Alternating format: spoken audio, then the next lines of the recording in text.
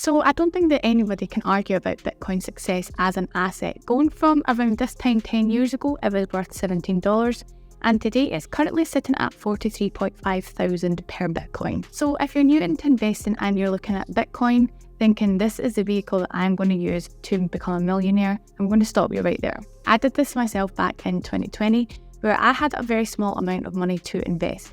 And I invested in only Bitcoin and Ethereum, and I was stumped when I was not getting the same returns as other people. So before you rush in to buy your small little fraction of BTC, let's take 10 minutes to discuss 4 different altcoins that can help you to maximize your profits this year. So first up, we have the graph, and the graph is what I like to call the Google of blockchain.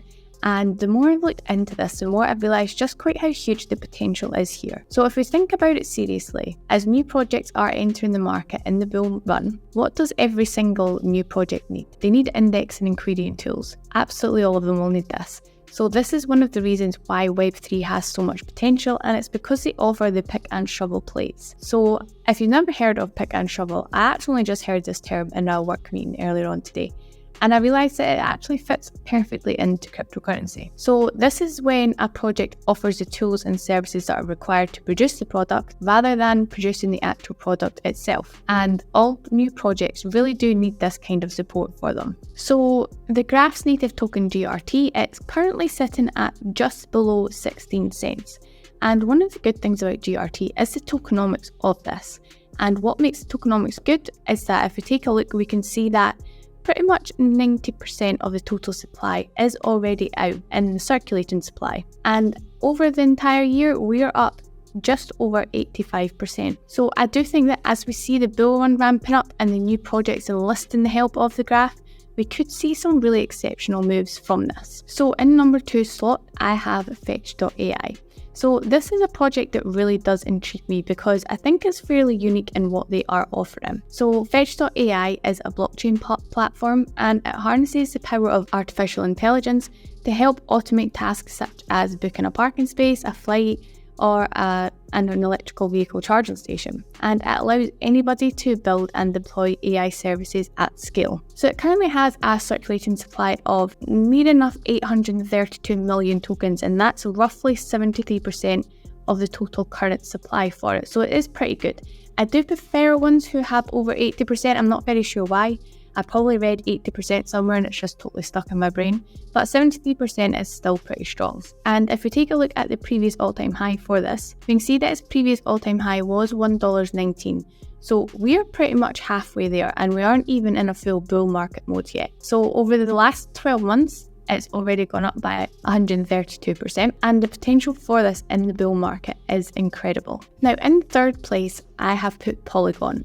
Now, I don't think I've ever actually mentioned Polygon before in a video, which is strange because I do actually hold a very small bag of it. But anyway, in short terms, Polygon was the answer to some of the major challenges that faced Ethereum, such as their high fees, the poor user experience, and low transaction throughput. So a pretty fun fact is that in 2017, the most talked about NFT project was CryptoKitties, and due to the popularity of it, it caused huge congestion and insane fees on the Ethereum network, and this is what inspired the project, and it was originally known as Matic. So it has come a long way since then, and as Polygon 2.0 is unleashed, the project has expanded throughout the space, and it's now a suite of blockchain solutions that are applicable at different layers of the blockchain stack. So Polygon has a maximum supply of 10 billion tokens, which does sound like an awful lot, but we can see that 96% of this is already in the circulating supply. So the chances of any kind of price dilution in this is very, very low, but obviously it is never a 0% chance. And it hit its previous all-time high. This was in December of 2021, and it hit $2.92. Now this was when Polygon was a much smaller project,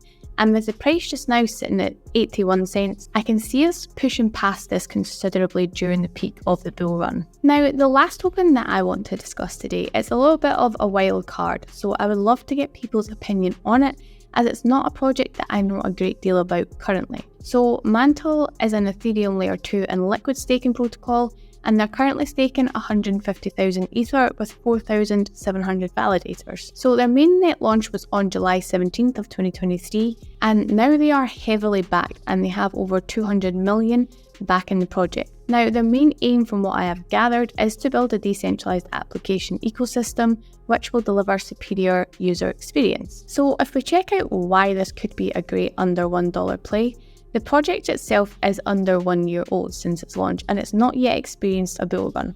So people do tend to like projects that haven't experienced a bull run, and it's a good opportunity to see if the project can take off in these conditions. So it does have a maximum supply, and that is of 6.2 billion tokens, and we're currently at 50% of this in circulating supply. Now, usually I would probably give it a bit of a berth, but I think considering it's under a year old, this isn't a bad metric at all for it. And if we quickly check out the website, so I found this little dashboard here, and this gives us a lot of information, which is always good. And we can see that there's very nearly 2 million wallet addresses already. And you can see along here how quickly the blocks are being minted for it. And we can see that the total transactions on this are increasing quite steadily and is currently at 51 million. So I think this is one that I will probably be spending some time looking into just to get some more information on it.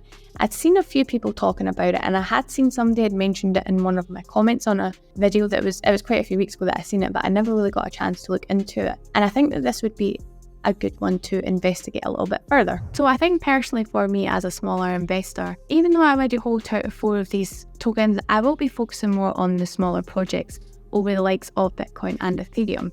And that's because that if all going well, these are the ones that can provide us the 20 to 30x during the bull markets. And I don't want to be going crazy and using the kind of 100x. I know everybody likes the idea of 100x's, but that's not my own goal for them. I prefer to have the approach of being maybe a little bit more realistic. People maybe say it's a bit bearish, but if I have a realistic goal in mind, if it goes beyond that, then it's like a pleasant surprise when you're in the middle of the bull market. Okay, so it's already done the 30x and then we're going to go to 50x.